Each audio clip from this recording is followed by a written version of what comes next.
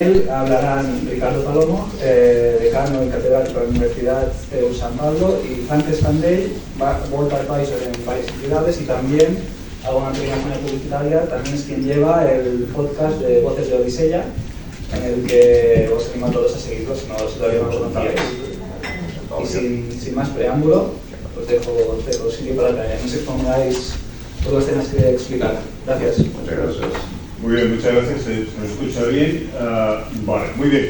Pues en nuestro caso, tanto Frank como yo representamos al grupo 2.1 del proyecto CARE. Me corresponde a mí ser coordinador y tengo el gusto de una maravilla contar con Frank, que es la persona más proactiva que conozco también en Odisea y en muchas actividades y que lleva muchas relaciones institucionales con nuestros socios institucionales. Bueno, nuestro grupo tenía un reto, lo integran también otros compañeros, Dolo, Awin, José Javier Sesma y Jorge Cerqueiro. Y tenía un reto, y era, claro, hablar de, ahora ahí lo pone, ¿no? Futuro del trabajo, y claro, esto es la esfera de cristal. Y hay muchísimas cosas escritas ya y muchísimos informes periódicos que van cambiando cada año sobre cómo puede impactar la IA en el empleo. Y también, pero menos, de cómo pueda impactar en los colectivos vulnerables, que es algo que preside este proyecto. Decidimos, después de pensar un poco, propusimos hacer algo que creemos que tenía un valor interesante, y es preguntar a los expertos de múltiples ámbitos, de empresas, de organizaciones, de instituciones, del ámbito también académico, preguntar cómo tenían esa visión sobre lo que podía ocurrir con el futuro del empleo. Hicimos unas 20, cerca ya de 30 de tantas encuestas, encuestas en profundidad, unos 45 minutos, con un cuestionario organizado, y esas encuestas luego las hemos procesado, además con la ayuda de la IA, precisamente hemos podido procesarlo mucho mejor. Y bueno, pues ahora vamos a comentar aquí algunos de los resultados. Frank, si quieres también, antes de que nos lancemos a los resultados, porque esto no lo hemos ensayado, por lo menos hemos de pie, sentados, sobre una mesa, sin PowerPoint, o con papel. Efectivamente, bueno, gracias por tus palabras. Es el inicio de una hermosa amistad para una famosa película.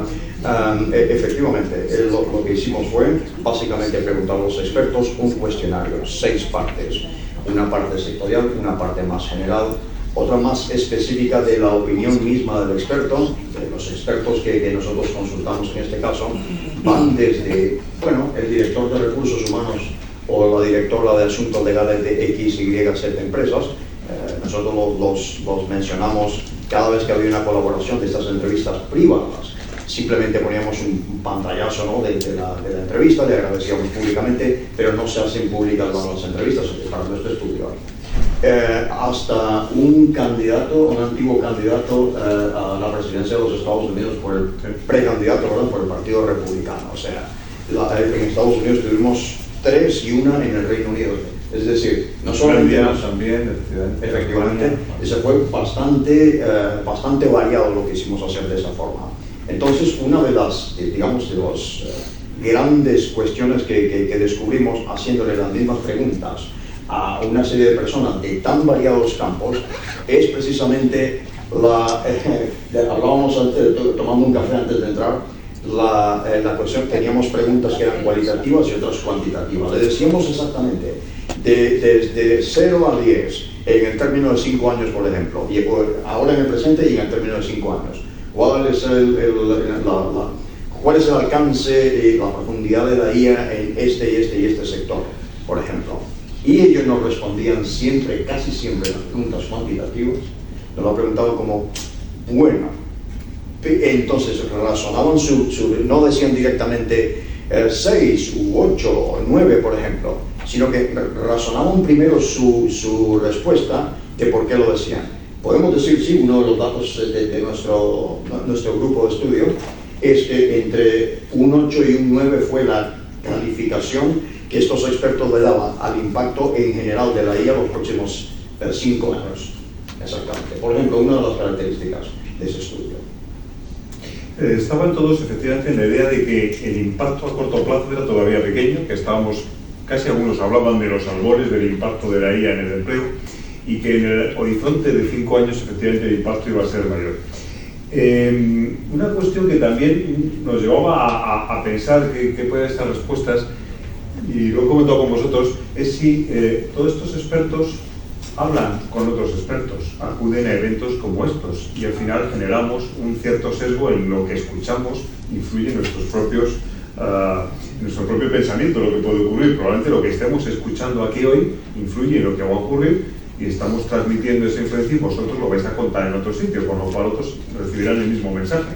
Tened en cuenta que tampoco hay tantísima gente en estos campos hablando sobre este tema. Luego ahí también habría que hacer una aclaración de cómo puede estar influyendo. Otro aspecto que me gustaría tratar, Frank, que no había comentado, hace poco he escuchado varias noticias de empresas que estaban diciendo que había reducción de empleo, estaban reduciendo plantilla. Y en algunos titulares se indicaba que podría ser por impacto de la inteligencia artificial. En cambio, en otras empresas lo que se está detectando es que no es impacto de la inteligencia artificial. Es decir, aquí lo difícil va a ser segregar qué parte de la destrucción, vamos a decir solo destrucción de empleo, procede de impacto de inteligencia artificial y cuál otra procede por el devenir normal y lógico de cualquier empresa para seguir siendo competitiva en un mercado muy competitivo. Esto va a ser muy difícil estimarlo. Probablemente en unos años podamos hacer un análisis, unas encuestas en las que digamos, oiga, de su compañía, del departamento X, del departamento tal, ¿qué considera usted que ha afectado la implantación de nuevas tecnologías como la inteligencia artificial y qué otras se deben a causas externas? Es decir, si reemplazamos una persona por una máquina, si hay un agente de IA, si hay otro sistema y realmente estamos reemplazando. Sin embargo, en las opiniones de muchos de los expertos se habla de la IA como herramienta complementaria, no como herramienta sustitutiva del empleado. Preguntábamos, si quieres, Frank, también cómo afectaba también a los diferentes ámbitos en el ámbito profesional, es decir, puestos directivos, puestos intermedios o puestos, vamos a decir, más administrativos o más operativos. ¿Cómo nos salía? Sí, exactamente. Y aún así, las opiniones eran variables. Decían, por ejemplo, que en muchos de ellos va a afectar más al sector medio, al sector de los técnicos, no va a afectar más al sector directivo, no va a afectar. No había un consenso, y es muy bueno lo que has indicado, Ricardo, porque precisamente Jorge Cerqueiro fue, además, en uno de los petit comités que teníamos después de las entrevistas entre nosotros, decía de que, es que el problema es que todos nosotros hemos leído la misma literatura y por lo tanto llegamos a las mismas conclusiones. Nos retroalimentamos. Nos retroalimentamos, exactamente, y entonces nos hablamos de los mismos temas. Otra de las cuestiones también que logramos observar es que la asimetría hay bastante asimetría desde varios niveles. Por ejemplo, en el caso de macro y micro, vamos a decir así, en el caso macro, la asimetría es tal que en un sector, por ejemplo, tenemos mediciones como, por ejemplo, el legal. Aquí no hay ningún abogado seguramente, pero exactamente, pero en el sector legal hay entre un 80 y un 85% de penetración de la IA, pero la adopción o la implementación está sobre un 20-25%. Entonces, claro, cuando tú ves esas asimetrías tan marcadas, de que está tan aceptada, digamos, pero no se está desplegando efectivamente, o se está haciendo de una forma muy lenta, hace precisamente este cambio, porque es parte de nuestro equipo de investigación, es precisamente decir qué profesiones se destruyen, cuáles se transforman y cuáles se van a crear. Y la legal, por ejemplo, ya que no hay ningún abogado aquí, la legal precisamente es un ejemplo. Por ejemplo, en Lexia hay una comunidad por ahí, que hay de haber miembros seguramente de Lexia, donde tú notas que los abogados, ya especialmente los que acumulan menos juventud que nosotros, estos jóvenes profesionales prácticamente son, además de abogados, son casi consultores de IA, están tomando un nuevo rol, como decir, no solamente soy abogado, es que tengo que ir a entrenar el modelo y decirle a mis clientes cómo tenemos que hacerlo. Otra de estas cuestiones, y además la asimetría micro, voy a decirlo también rápidamente, la asimetría micro, que dentro de esta misma empresa que cubre uno o varios sectores, ahí mismo los niveles de adopción son muy diferentes y los de implementación con una sola herramienta. Imaginaos, no sé, utilizar Watson X de nuestro socio institucional IBM, por ejemplo. Pues claro, Watson X ahí no va a ser lo mismo utilizarlo tanto en recursos humanos como en gestión de proyectos, por decirlo así. Otro aspecto que nos interesaba al origen del grupo de trabajo fue Bueno, pues vamos a preguntar qué nuevas profesiones, qué nuevos puestos de trabajo se van a crear. Pero bueno, ahí nos hemos decepcionado un poco porque era muy difícil, muy pocos podían apuntarnos qué nuevos tipos de puestos de trabajo podían crearse.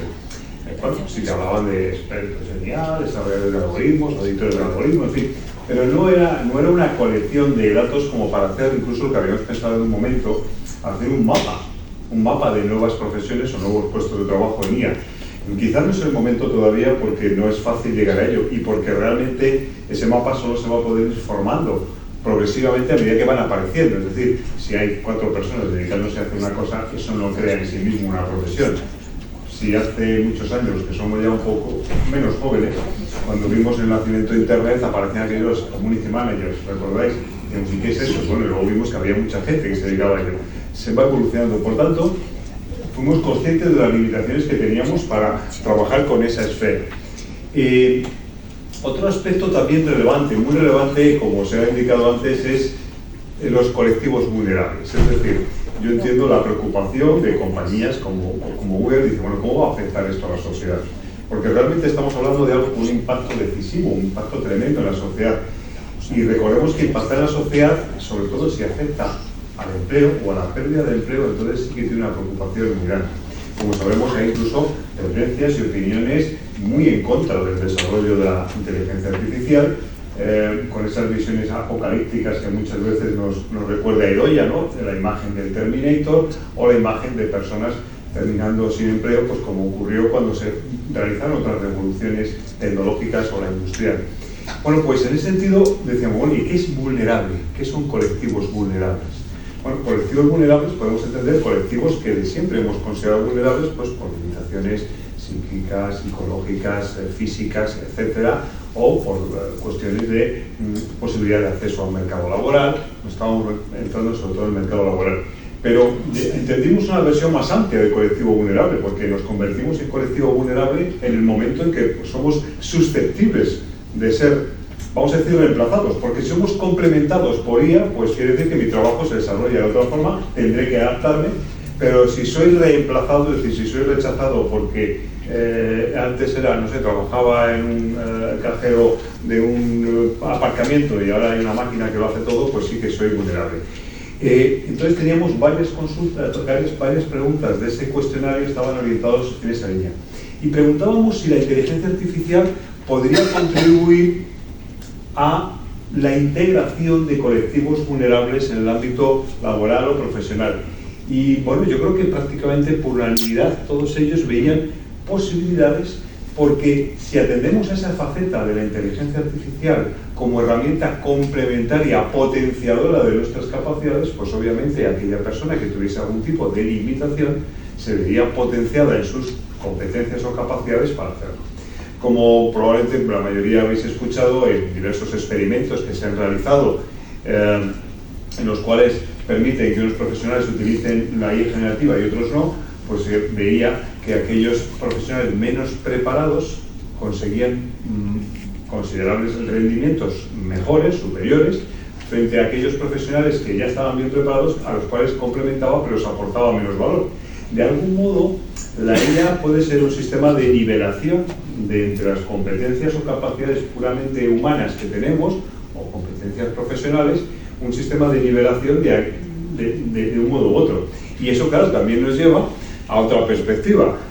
¿Qué debemos hacer o qué debe hacer cualquier persona en su puesto de trabajo para mantenerse, prevalecer o mantener su puesto de trabajo, si queremos decirlo así, frente a la reducción de la IA, ¿no? Probablemente, aquí estoy viendo a Carmen, pues los que somos profesores nos dedicamos a hablar, nos dedicamos a contar y nos dedicamos, como saben también yo, ya que tal vez compañeros y algunos de sus profesores aquí, cada vez más llegar a un aula en la universidad es hacer un show para que el alumno te atienda y puedas competir contra el móvil, contra el ordenador, contra el tablet o contra directamente lo va a buscar en el ChatGPT o en otro.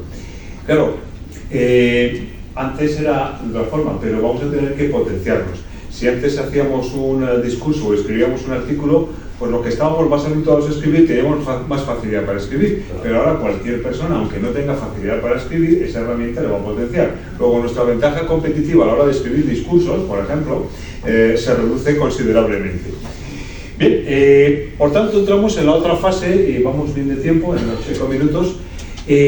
Bueno, ¿cómo nos preparamos para este futuro de, vamos a decir, de novedades, de incertidumbres, de riesgos, de retos, de oportunidades, pero en lugar de novedades, ¿no? Y hablábamos de qué había que hacer, cómo había que prepararse, ¿no? Bueno, si quieres comentar las competencias, te lo paso incluso el papel, pues si tienes ahí más organizado. El estudio, sí, exactamente. Es primero que cómo hacerlo. Bueno, eso que se llama hoy en día, lo estamos usando todos en inglés, que es el aprendizaje vertical y el aprendizaje horizontal.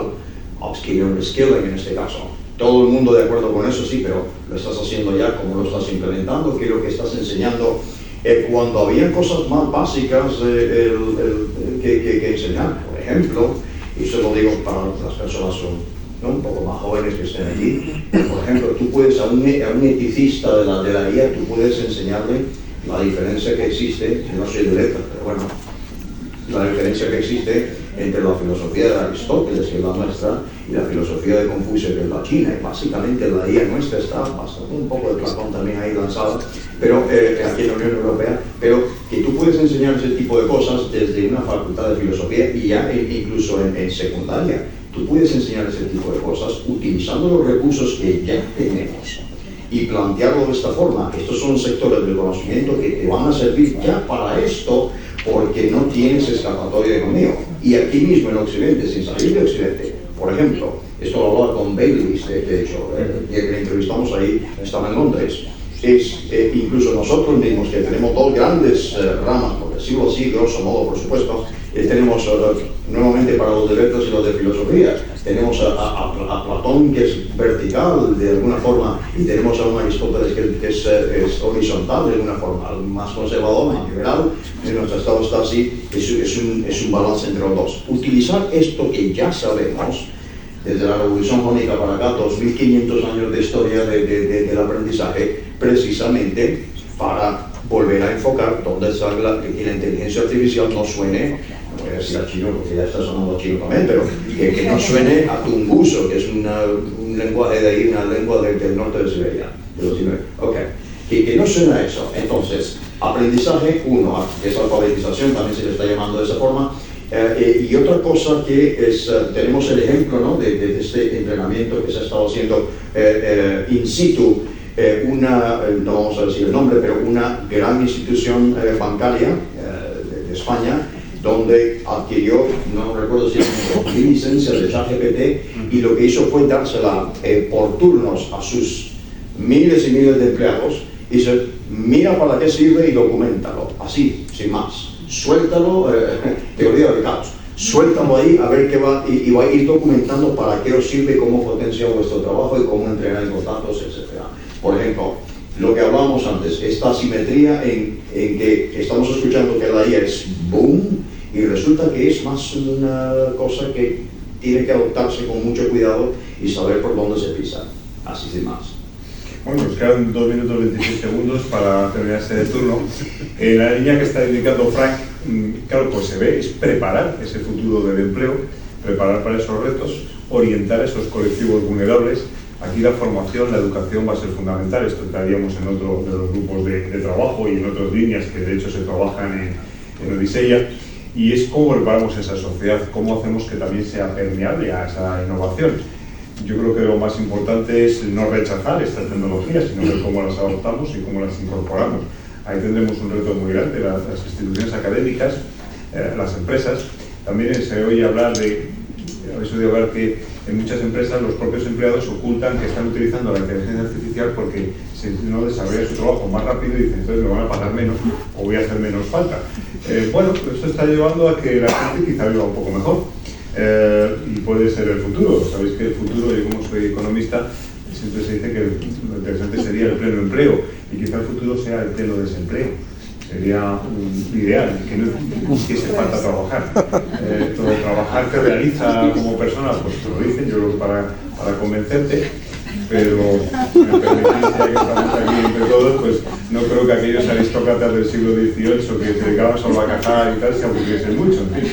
Es decir, que todo también en su justa medida, porque los retos de la sociedad, antes se ha comentado, la vulnerabilidad de los jóvenes, creo, los que trabajamos con gente joven en el mundo de la universidad, por lo que vemos es que puede faltarles motivación, porque no saben cuál va a ser su rol en los próximos años, los cambios son muy rápidos, y sabemos que hay incluso problemas muy graves, cerca de un tercio de los jóvenes tiene problemas de algún tipo psicológico ya, y en parte está esa qué va a pasar con mi futuro o lo que estoy haciendo me vale para algo. Los que somos más mayores sabíamos que había un futuro, que tenías que prepararte para ese futuro, y cuanto más te preparabas, supuestamente te iba a ir mejor si acertabas. Y esto puede ser un asunto muy importante para incorporar en organizaciones como la nuestra, para preparar a esa sociedad bien preparada, para orientarle bien, para decirle también que su rol va a ser muy cambiante y que con estas herramientas a lo mejor va a poder hacer cosas para las que antes jamás habría podido hacerlas. Le va a ayudar a escribir mejor, le va a ayudar a plantear mejor, le va a ayudar a simplificar mejor, a hacer muchas cosas. Terminamos el tiempo.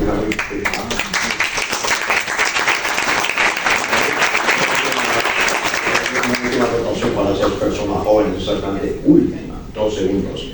Es que es un relato apócrifo del dramaturgo y poeta americano W.H. Auden, que le llaman a dar una conferencia, y en la conferencia pronunció estas palabras, dijo: nuestro deber en este mundo es servir a los demás, aunque no estoy muy seguro de cuál sea el deber de los demás, pero nosotros sí lo sabemos. Así que, bueno, muchas gracias por estar.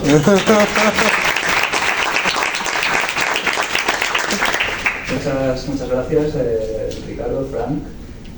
Como de los pocos abogados que habrá aquí en el edificio, debo decir que soy la excepción de esa regla, y creo que a mí la inteligencia artificial me está dando más trabajo, pero bueno, no me quejo.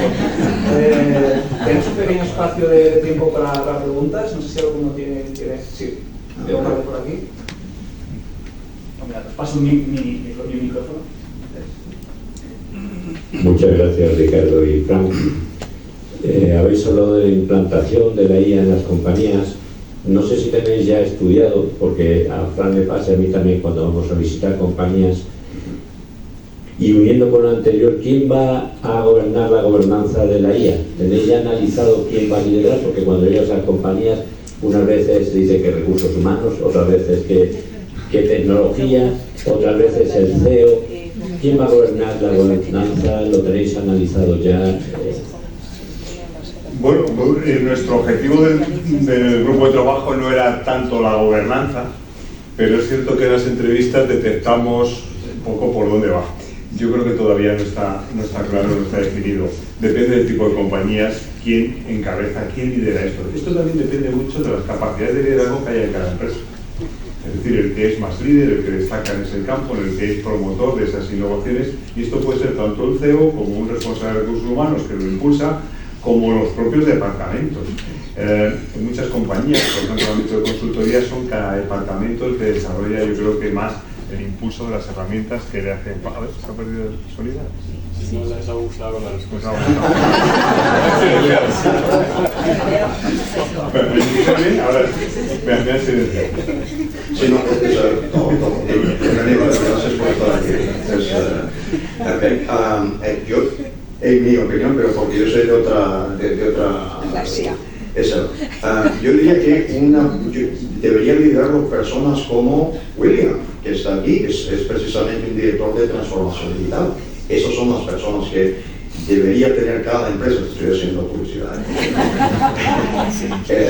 que deberían tener esa figura que no solamente sabe de Power BI o algo, por ejemplo, eso de Business Intelligence de Microsoft en este caso, y de análisis de datos, también entiende esta parte humanitaria y hace de nexo con todos los otros departamentos. Después un café, ¿ok?